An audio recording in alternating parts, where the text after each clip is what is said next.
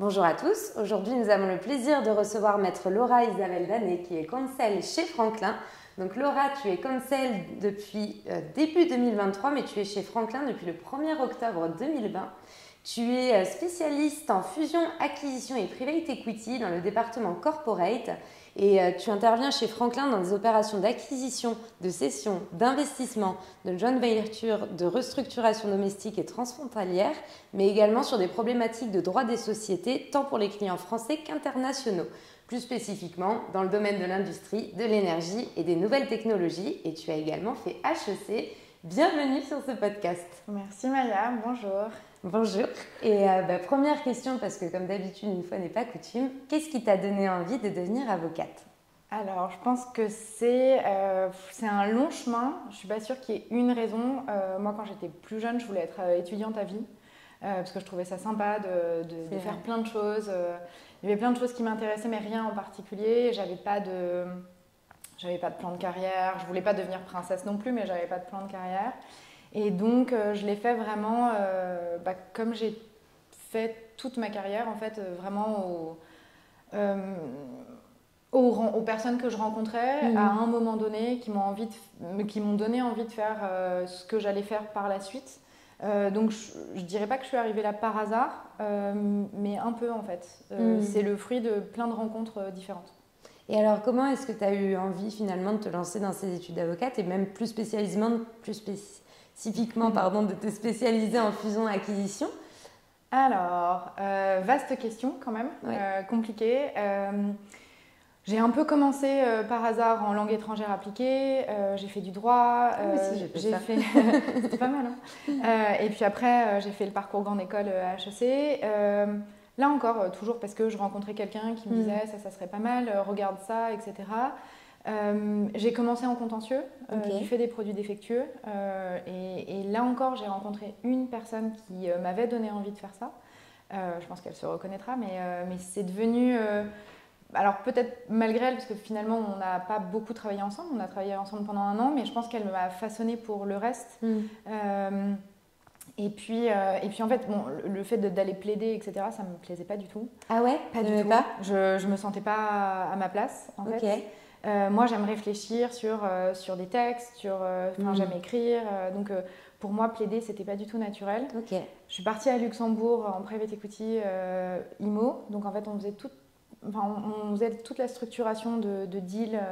Alors par exemple, de manière caricaturale, il y avait un acteur, un fonds d'invest qui voulait acheter un hôtel à Paris. Nous, en fait, on structurait vraiment de manière juridique, fiscale et sur vraiment tout l'organigramme pour permettre au fonds de réaliser son acquisition tout en optimisant complètement l'opération. Donc j'y suis restée 2 ans et demi avec qui j'étais dans une équipe complètement international, on travaillait totalement en anglais, c'était génial.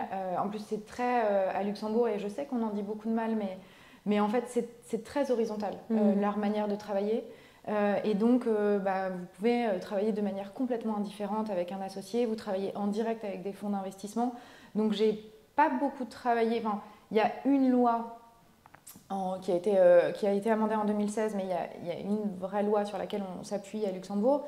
C'est vrai que c'est pas ultra technique, c'est beaucoup plus business, c'est beaucoup plus opérationnel. J'ai fait beaucoup de funds flow, donc j'ai beaucoup travaillé avec Excel. Donc, in fine, il y a un travail plus financier que juridique en tant que tel. Je suis rentrée en France en 2018. J'ai rejoint un cabinet qui faisait beaucoup de M&A industriel. C'était hyper compliqué parce qu'en fait, il a fallu vraiment que je réapprenne tout. En fait, je connaissais rien au droit français. Moi, j'avais fait du contentieux en droit français. Je reviens, je suis en M&A. Donc en fait, le droit des sociétés, c'était un vague souvenir de mes études. Donc j'ai dû vraiment tout réapprendre, me sentir nulle tous les jours, etc.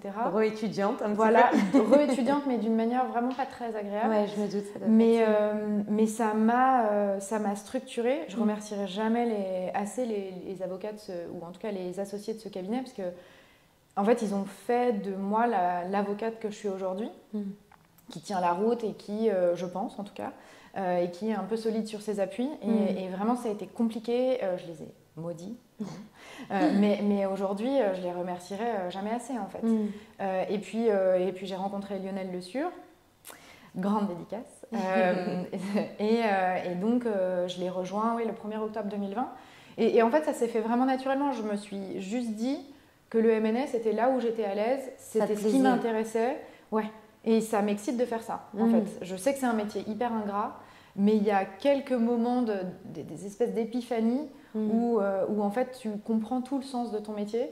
Et alors, c'est moche de dire ça parce que c'est pas exactement vrai, mais en fait, c'est un peu pour ces moments-là que tu fais ce métier et qui, moi, me passionne. C'est la rencontre avec les gens, c'est la rencontre avec un projet, parce qu'in fine, nous, on travaille avec donc des fonds d'invest ou des groupes industriels, ou, voilà, mais c'est vraiment la rencontre avec l'humain.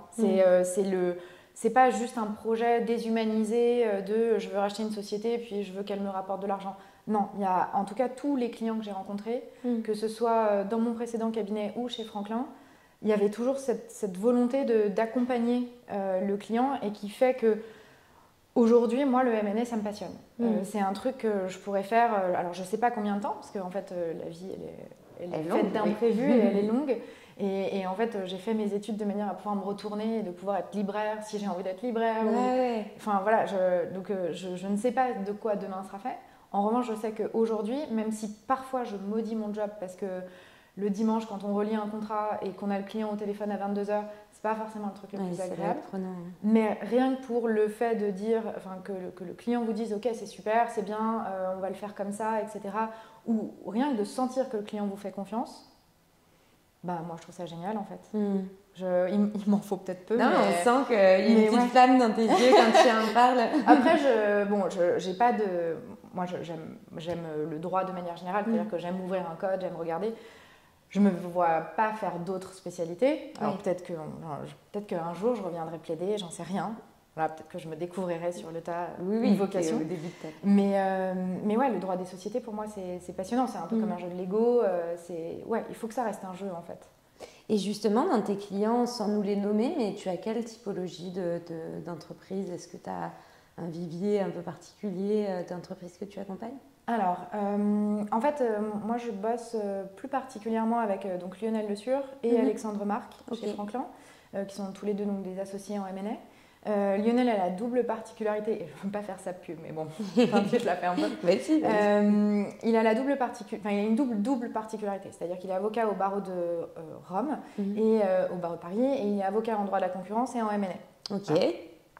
Et donc il a vraiment cette dualité présente un peu partout, ce qui fait que en fait, ses clients sont très internationaux et donc on peut travailler avec des cabinets d'avocats étrangers, mais on peut aussi travailler avec des sociétés étrangères qui veulent s'implanter en France ou des groupes industriels et des fonds d'invest. Voilà. Alex, lui, est beaucoup plus dans les télécoms, dans l'IMO, parce qu'on a des opérations immobilières en cours. Donc, en fait, j'ai pas de grosses spécialités par rapport à certains qui sont très life science, etc. Moi, ce qui m'intéresse,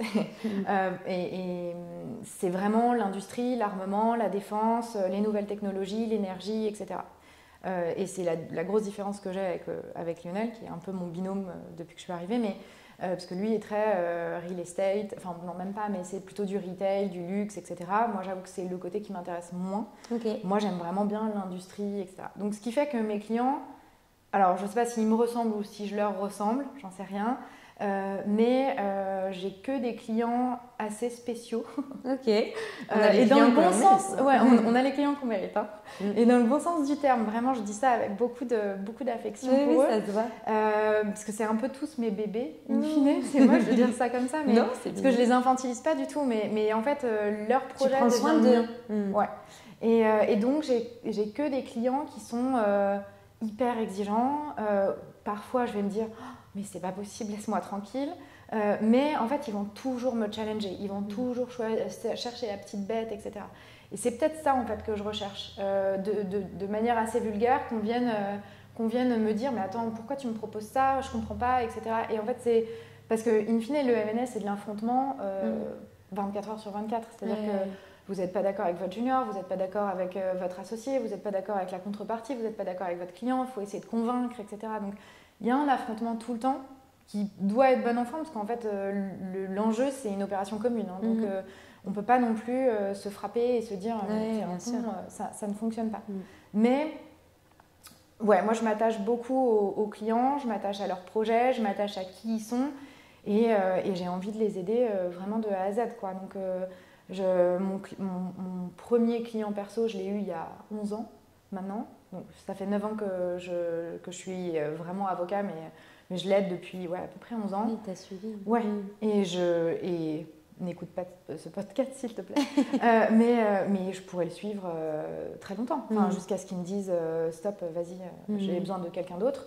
En fait, je pourrais le suivre dans toutes ses bêtises. Ouais, il y a une relation très pérenne. Ouais. Et maintenant, il m'appelle et il me dit je pense que je vais faire une bêtise, qu'est-ce que tu en penses et en fait, c'est ça, c'est peut-être ce côté un peu maternel.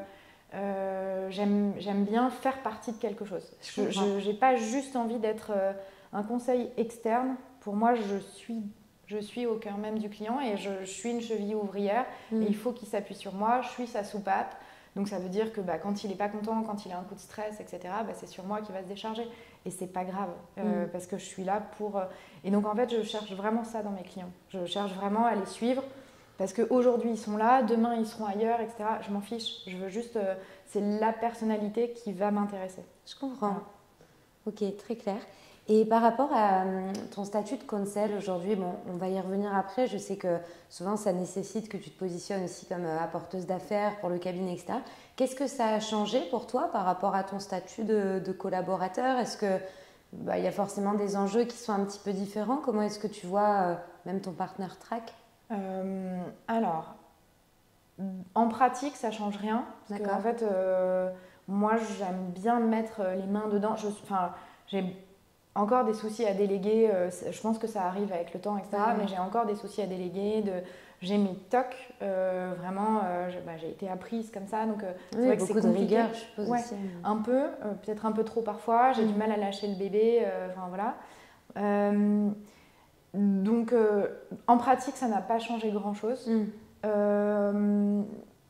Psychologiquement, je pense qu'en fait, il y a un espèce de déclic et on se dit, est-ce que j'ai envie de rester dans cette profession qui est quand même hyper exigeante, qui nécessite des sacrifices, qui peut être ingrate.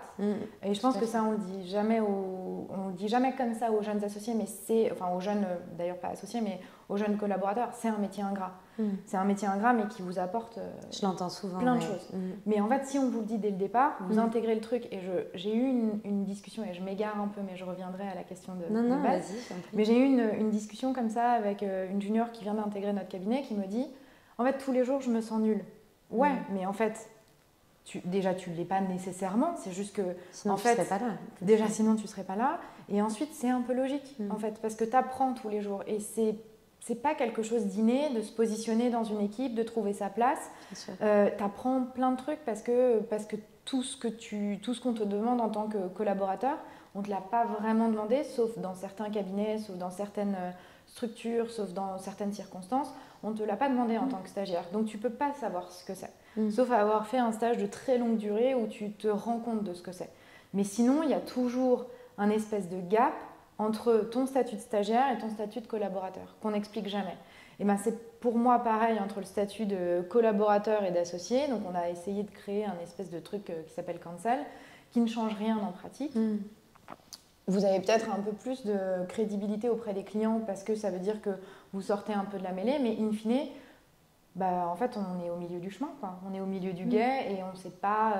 Donc pour moi le déclic il est plutôt psychologique que pratique parce qu'on se dit... Qu'est-ce que j'ai envie de faire dans les 3 prochaines années? Pas aller tabler trop loin parce que j'en sais rien. Mais qu'est-ce que j'ai envie de faire moi dans les 3 prochaines années? Dans quelle structure j'ai envie d'être? Qu'est-ce que j'ai envie de projeter? Qu'est-ce que j'ai envie d'aller chercher avec mes clients? Dans quelle structure j'ai envie d'être? Est-ce que j'ai envie d'être associée avec les associés qui sont actuellement en poste? Est-ce que j'ai envie d'aller chercher autre chose? Est-ce que j'ai envie d'aller m'installer? Voilà. Donc le déclic, il est plutôt là. Et je pense qu'on se met peut-être trop la pression pour un statut qui, in fine, a été créé un peu de nulle part. Mais c'est un statut transitoire aussi. Oui, c'est ça. Transitoire ou un transitoire qui peut être un peu permanent dans certains cas. Oui, aussi. Tout à fait, puisque tous les counsels ne finissent pas associés d'ailleurs. Et d'ailleurs, je pense que c'est aussi un truc à dire, c'est que c'est pas parce qu'on est counsel qu'on va devenir associé, qu'on va devenir associé dans la structure dans laquelle on est. je pense juste que c'est le moment de se poser toutes les questions. On arrive généralement cancel entre la 7e et la 10e année, mettons. Mais c'est le moment où il faut se poser les questions, il faut se dire, est-ce que ce que je fais, j'en suis fière? Est-ce que je veux continuer à faire autre chose?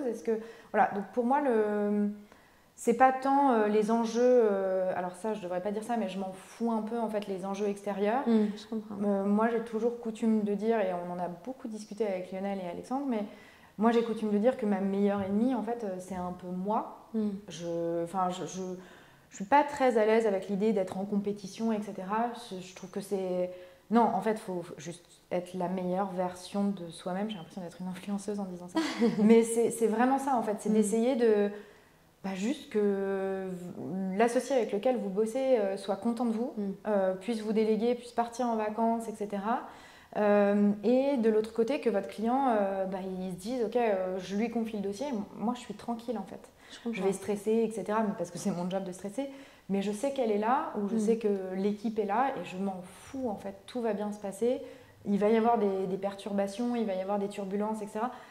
Mais je suis dans de bonnes mains et tout va bien se passer. Donc voilà, moi je le vis pas, je me dis pas, voilà, je veux être associée dans 2 ans.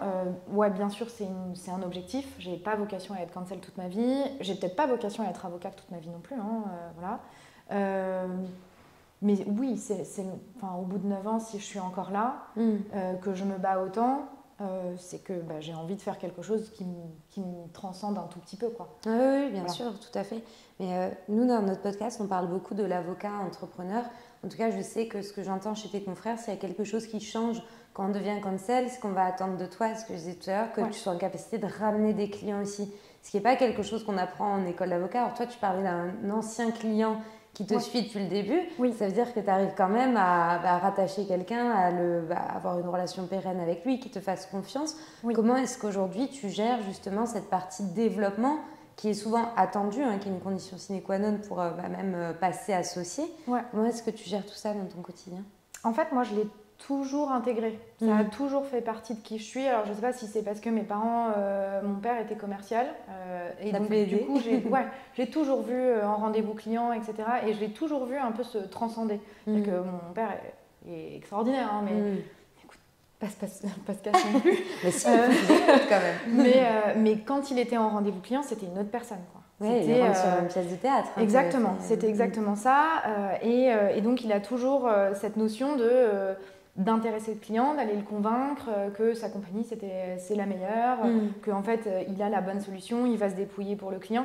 Il y a toujours eu cette notion de le client est roi et c'est lui que je fais passer d'abord, peut-être au détriment de tout le reste, mais c'est vraiment lui que je fais passer d'abord. Donc je l'ai assez rapidement intégré en fait ce truc. Et alors je sais pas si c'est le fait d'avoir fait une école de commerce, j'en sais rien. En tout cas, j'ai toujours eu des clients perso, toujours, que je me trimballe depuis très longtemps maintenant. Et parce que, en fait, je vais m'intéresser, non pas... pour moi, le client, et c'est moche de le dire comme ça, mais c'est pas uniquement une pompe à fric. C'est pas ça qui m'intéresse. Alors oui, je vis pas d'amour et d'eau fraîche, mais c'est pas tant ça qui va m'intéresser. C'est le projet qu'il va développer. Sur un dossier, j'ai rencontré quelqu'un qui est parti de là où il était, qui a fondé sa propre structure. Je me suis pas posé de questions, en fait. J'y suis allée, j'ai développé le truc avec lui, en faisant ce qu'il voulait, etc. Et c'est devenu un de mes clients avec qui maintenant je travaille, avec qui je travaille au sein du cabinet, etc. Donc je ne me suis jamais posé cette question.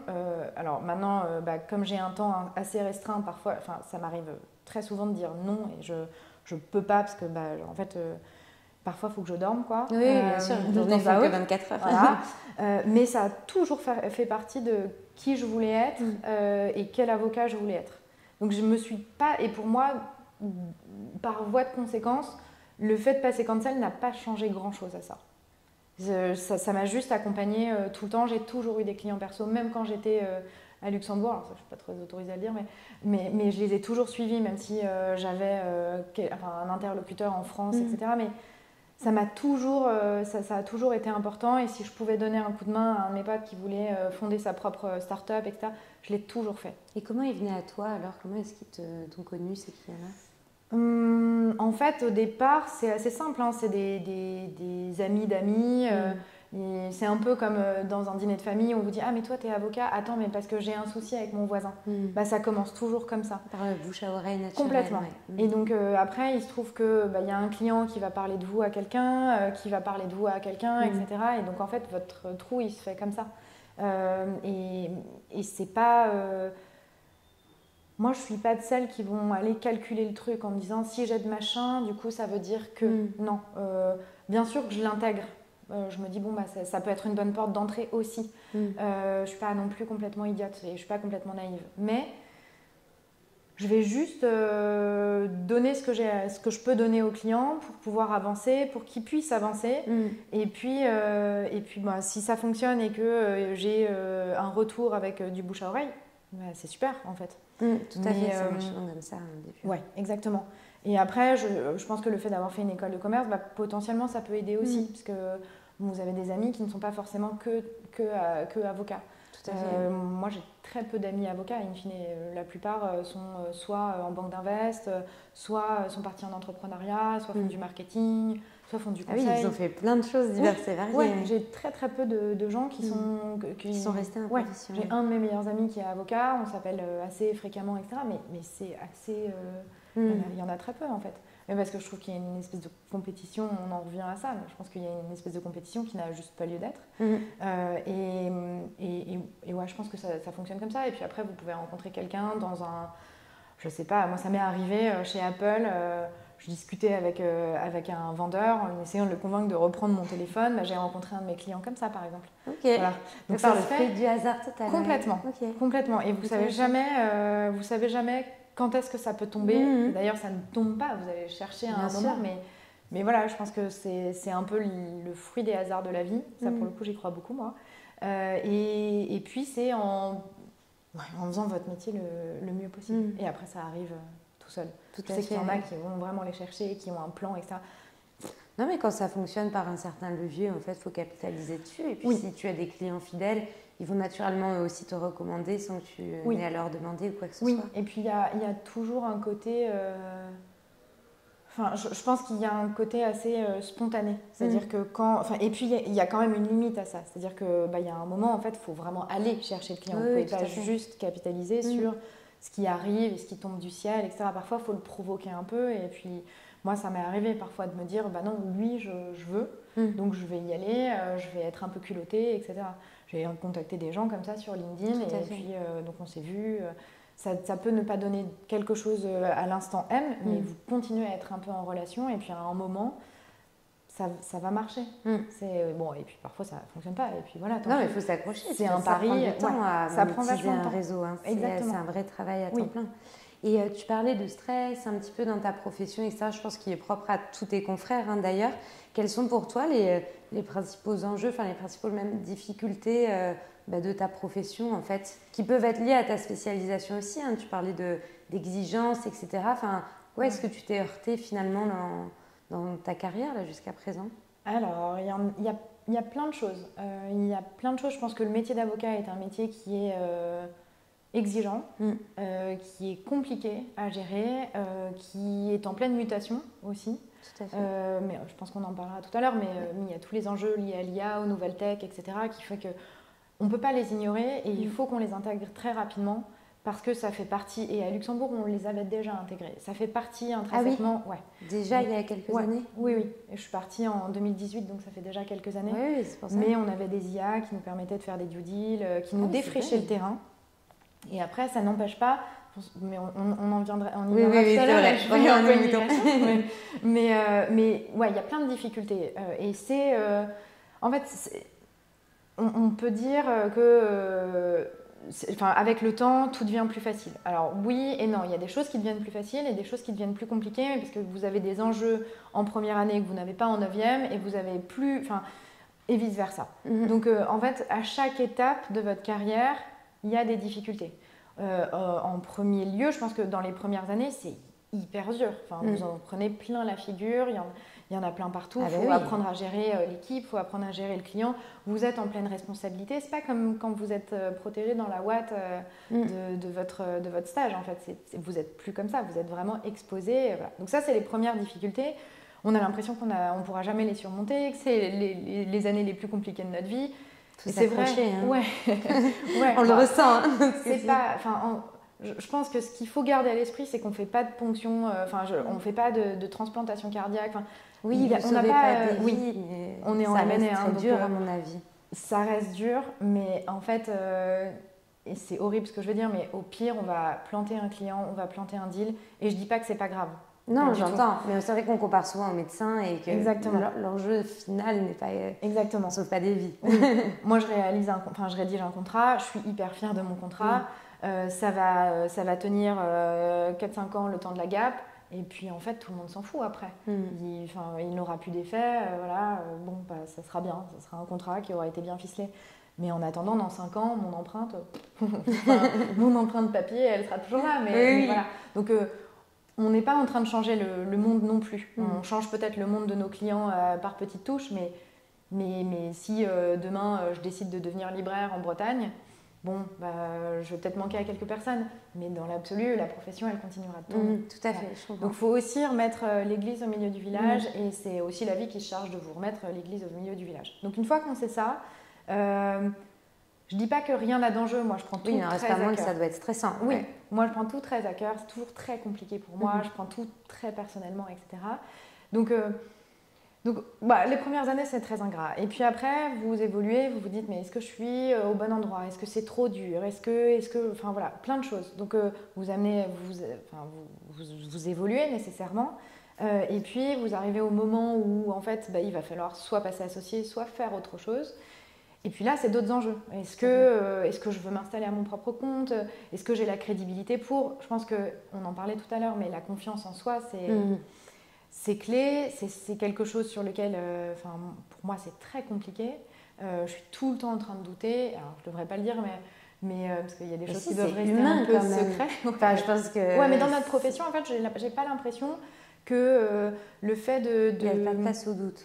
Il n'y a pas de place au doute. Il n'y a pas de place au questionnement, il n'y a pas de place à l'émotion non plus, alors que tout ça, en fait, si on l'utilise, ça peut être une force pour moi. Ouais, c'est vrai que je pense qu'on voit l'avocat comme quelqu'un d'indestructible qui a une connaissance parfaite du droit et quand il dit quelque chose, c'est comme ça.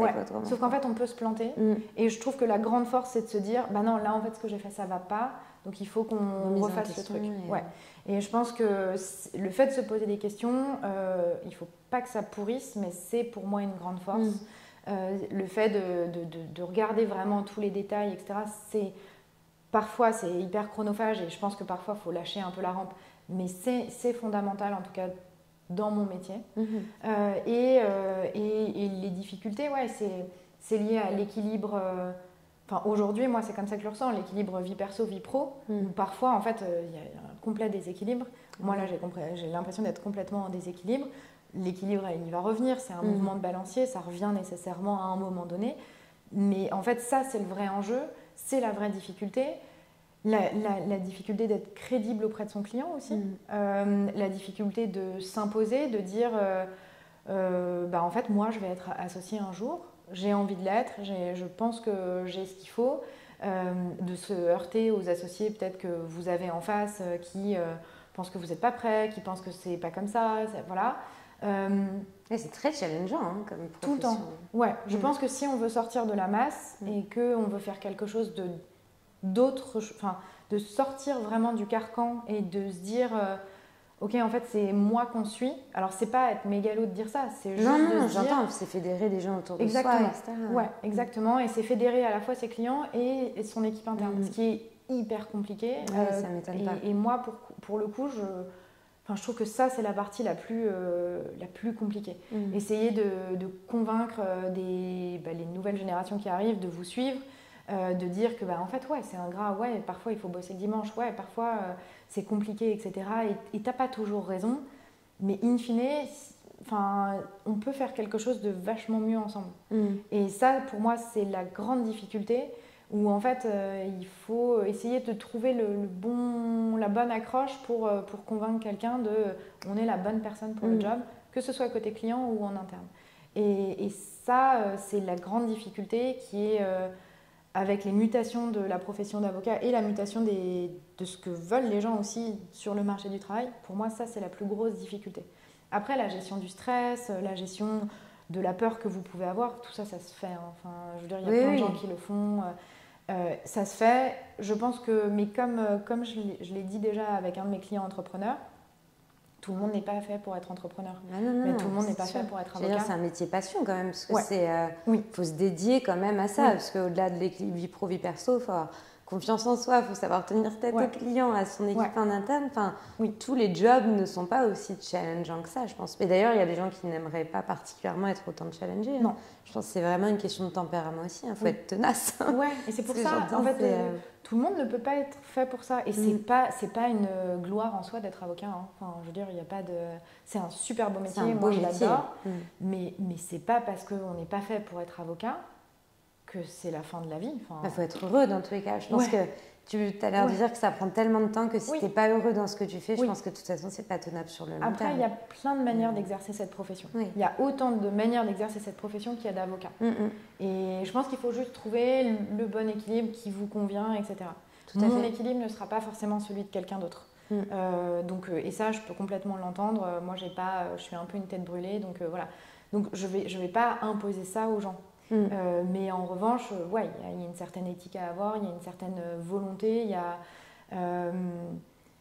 donc c'est un métier où on se heurte à des difficultés, mais potentiellement quotidiennement en fait. Tout à fait. Et concernant la suite de ta carrière, peut-être que tu avais l'air, tu as parlé du fait d'aller être j'allais dire bibliothécaire, mais ouvrir une bouquinerie en Bretagne, etc. Enfin, je sens J'aime beaucoup la Bretagne. Tu as pas mal d'idées. Est-ce que tu as déjà de la visibilité sur dans quelques années où est-ce que tu aimerais être? Est-ce que tu sais si tu aimerais aller vers l'association, vers l'indépendance, ou si pour l'instant, pour toi, tu continues de suivre un petit peu au jour le jour comment ça évolue? Alors ça, c'est des questions qui m'animent un peu quotidiennement. Hein. Oui, je me doute. C'est des questions où j'en parle systématiquement à mes amis, à mes boss. Voilà, c'est vrai qu'on est assez... je suis assez ouverte sur ces questions. Moi, je ne sais pas, en fait. Enfin, je me souviens quand je passais le grand taux, il y a je crois que c'était l'avocate, ou en tout cas, il y a un membre du jury qui m'avait dit « Mais si demain, on vous demande d'être bâtonnier... qu'est-ce que vous faites ?» Je lui dis, mais j'en sais rien. Déjà là, je ne suis même pas avocat, donc je fais les choses par étapes. Donc j'ai envie de devenir avocat. Et puis après, on verra. J'en sais rien. Et en fait, j'aime pas, paradoxalement, et je pense que ça peut surprendre certaines personnes avec qui je bosse, mais je déteste planifier. C'est un truc vraiment, je suis un peu averse à la bureaucratie. Voilà, c'est un truc que vraiment j'aime pas trop. Et je sais pas. Je ne sais pas si demain, par exemple, je rencontre quelqu'un et qui me demande d'aller vivre, j'en sais rien, à Abu Dhabi. Je deviendrai, j'intégrerai leur fonds d'invest et j'irai bosser pour eux. Voilà, j'en sais rien. Aujourd'hui, ce qui m'anime, c'est vraiment de développer mes clients. Et j'ai pas les épaules pour. Pour le coup, je pense que je suis assez lucide de mettre ma plaque et de dire, j'ouvre mon cabinet. Aucune volonté de le faire. J'admire beaucoup les gens qui le font par ailleurs parce que je pense qu'il faut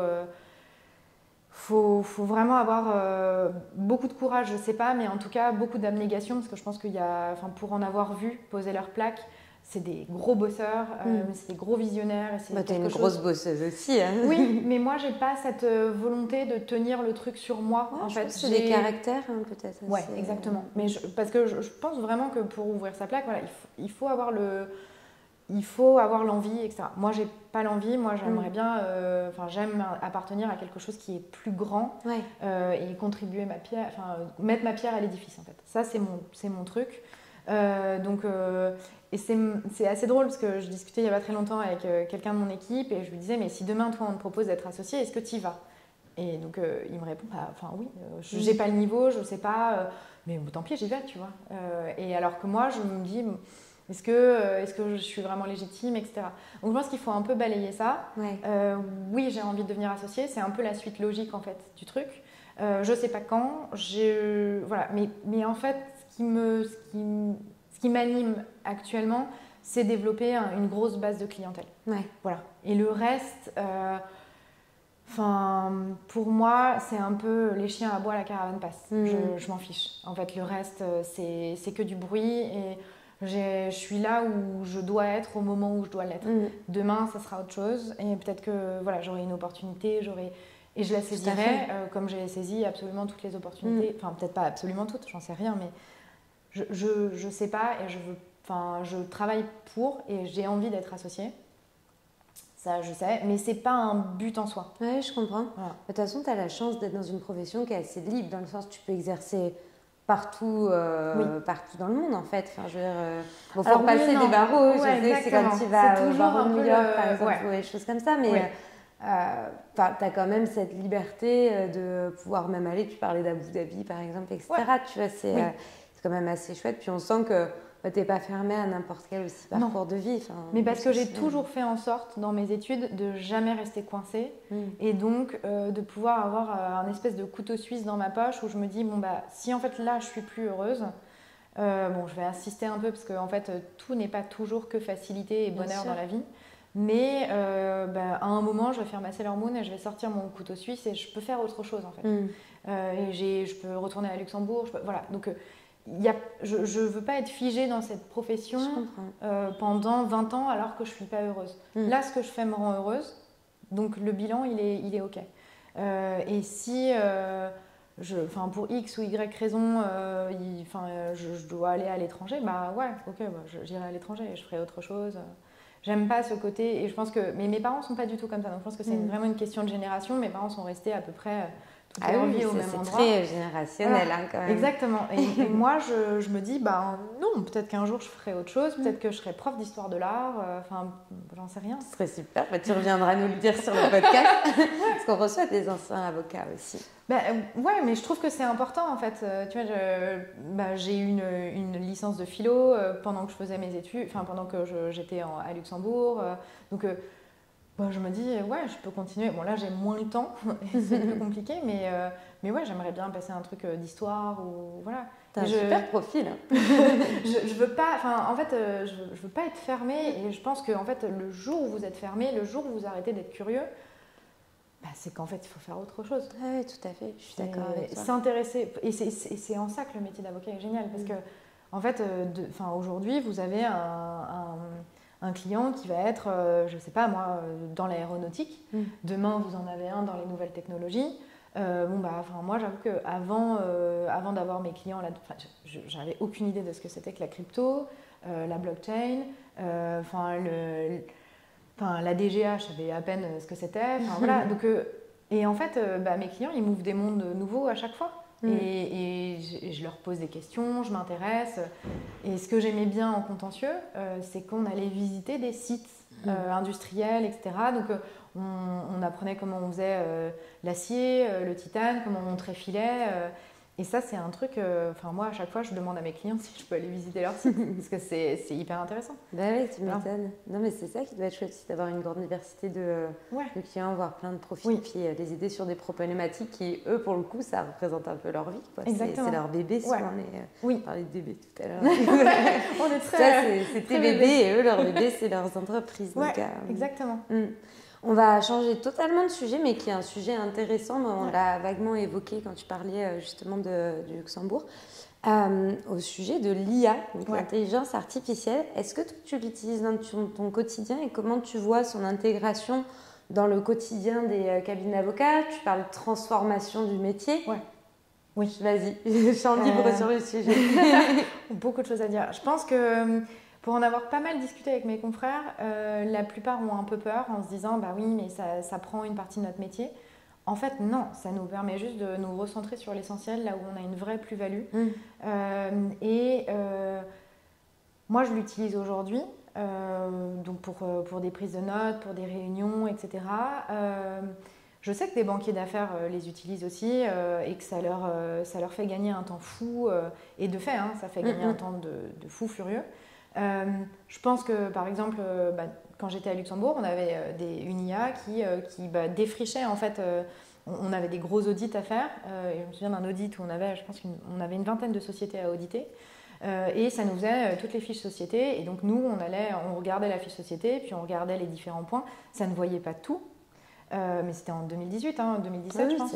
Ça ne voyait pas tout, mais ça voyait les gros points. Et surtout... En fait, au lieu de passer 15 heures à faire une fiche société, ce que vous ne pouvez pas revendre aux clients, en fait, parce que le client, il s'en fout en fait, que vous passiez 15 heures sur remplir un tableau, ça n'a aucune plus-value pour lui. Ce qui va avoir une plus-value, c'est si vous allez voir, je sais pas, une sûreté qui n'aurait pas été levée, voilà. C'est en fait ce qui peut avoir un vrai impact sur sa transaction, in fine. Le fait que vous passiez 20 heures à regarder des trucs où il n'y a rien à dire, il s'en fiche et c'est pas vendable en fait.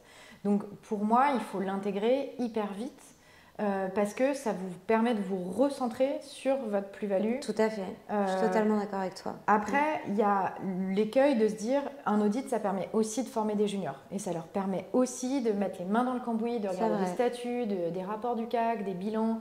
On se rend compte quand même que... C'est une étape indispensable dans leur formation. Oui, exactement. Parce qu'en tant que stagiaire, vous ne le voyez pas nécessairement. Vous le voyez parfois, mais vous ne le voyez pas nécessairement. Et donc, c'est aussi important. Mais le fait d'avoir une IA, ça vous fait gagner du temps. Ça n'empêche pas pour autant que votre junior, il va aller quand même vérifier tous les trucs. Oui. Et il va quand même se poser des questions, etc.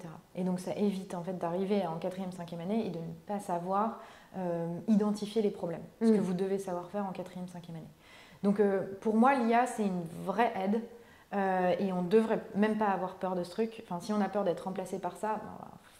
Oui, il y a une question à se poser quand même. Oui, parce que ça veut dire qu'en fait... L'empathie, la compréhension, ce que tu fais avec tes clients, exactement. Il y a pas jusqu'à présent. Peut-être que dans quelques années... Mais même quand... Si on prend un truc très caricatural, le fait de faire un PV de conseil d'administration, un truc qui est à la fois très con et hyper compliqué à faire.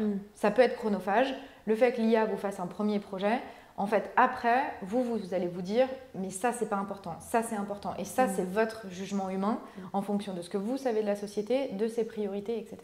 Donc, même ça, en fait, ça pourrait potentiellement nous remplacer, mais en fait, il y a une empreinte humaine qu'il faudra de toute façon garder parce que c'est juste que là où vous mettiez 5 heures avant, vous allez mettre 1 heure, 1 heure et demie.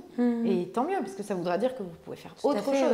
Ouais. Et pour autant, il y a une vraie vous avez une vraie plus-value parce qu'il y a un jugement sur ce que vous allez faire apparaître au terme de ce compte-rendu. Donc, et pour le coup, le compte-rendu, et on en a beaucoup débattu en interne, mais c'est le travail le plus ingrat à faire et en même temps le plus stupide en tant que tel et le plus compliqué parce que justement, il faut savoir ce qui est intéressant à mettre, ce qui ne l'est pas, ce qui doit figurer, ce qui ne doit pas.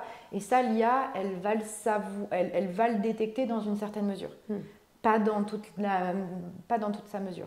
Donc en fait, pour moi, c'est un assistant, l'IA, c'est un outil comme un autre. C'est un code, etc. Et il faut le voir comme un instrument pour vous permettre d'exercer votre métier. Et je pense qu'il faut l'intégrer hyper vite. C'est pas en ayant peur, mais en se disant comment non, on prend le truc et on voit. On se forme et puis on regarde, on adapte à nos process. Exactement. Totalement. Mais je pense que notre génération est beaucoup plus sensibilisée à ça aussi, que les réticences, elles peuvent venir des générations plus anciennes. Mais bon, il y en a qui n'ont pas envie parce que pour eux, ils ne voient pas de plus-value, etc. Mais je pense qu'à terme, tout le monde va s'y mettre, tout secteur confondu, parce que... J'espère. Et surtout, il faut, je pense, pas en avoir peur. C'est-à-dire qu'il faut savoir comment l'utiliser. ChatGPT, c'est super. Enfin, moi c'est super, mais en fait, moi, je fais pas mes recherches dessus. Non, bien sûr, voilà. C'est issu du web, donc sur le web, il y a à boire et à manger. Exactement.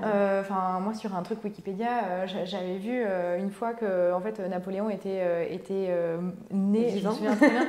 Non, il était né le 2 décembre 1804, ce qui est un peu dommage.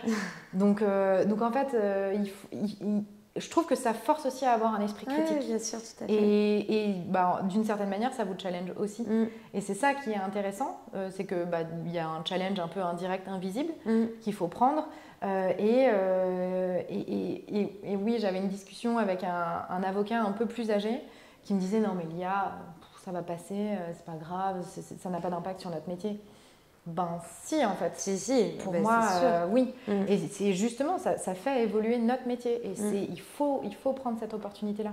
Je suis totalement d'accord avec toi. Ma question préférée, mais bon, tu as déjà donné beaucoup de conseils tout au long de ce podcast, mais est-ce que tu as un conseil à donner à un avocat qui nous écouterait par rapport à toi, ta carrière, enfin un conseil global, pas forcément sur un sujet précis, mais globalement, qu'est-ce que tu aurais aimé entendre peut-être toi quand tu as débuté ta carrière de la part de quelqu'un qui aurait pu te conforter sur certaines questions de doute? Il y a 2 choses qui me viennent en tête. La première, c'est que les premières années, c'est ingrat et qu'il faut y aller. Il faut prendre tout ce qu'il y a à prendre, il faut faire des heures. En fait, il n'y a pas de secret dans ce métier, il faut faire des heures. Tout le temps, encore, remettre le travail sur le... Il faut vraiment se questionner tous les jours. Et tous les jours, il faut repartir de zéro. Enfin, pas totalement de zéro, du coup, mais il faut le dire dès le départ. C'est un métier hyper ingrat, c'est un métier où on s'en prend plein la figure tout le temps. Donc si on l'intègre très vite, oui, on est nul quand on débute, mais moi aussi, je me sens nulle et je pense que mes boss peuvent se sentir nuls parfois et moi j'aime à le croire parce que ça les rend humains. Donc ça c'est le premier point, je pense qu'il faut serrer les dents pendant les premières années et c'est bête à dire, mais je pense que il faut un peu s'accrocher. C'est un métier... Il faut être résilient, ouais, exactement. Je l'entends souvent, oui. Mais parce que c'est un métier qui a plein de sens, mais c'est un métier où, en fait, c'est comme un puzzle. Donc, il faut le temps aussi. Il faut donner un peu de temps à ce métier. Il faut laisser une chance à ce métier. Tout ne peut pas marcher tout de suite et tout n'a pas un sens tout de suite. Donc, il ne faut pas être pressé. Il faut se dire, je mets mon truc tous les jours et un petit peu, etc. Et à un moment, je vais avoir un déclic, je ne sais pas quand, etc. Mais c'est ingrat. Et il ne faut pas lâcher, c'est dur, mais c'est... Voilà. En tout cas, moi, c'est comme ça que j'aurais bien aimé qu'on me le dise. On me l'a dit, mais un peu tard. Ouais, je comprends. Et c'est pas, tiens, on te met dans un grand bain et puis on voit comment tu nages et puis on te regarde et puis tu te vois. Non, c'est juste que je pense que... Mais c'est un peu comme la vie. Tout n'est pas que rose bonbon, etc. Oui, totalement, voilà. Donc ça, c'est mon premier point. Et après, en fait, moi, j'aime beaucoup la Formule 1. Il fallait que je le glisse d'une manière ou d'une autre. Ouais, j'adore.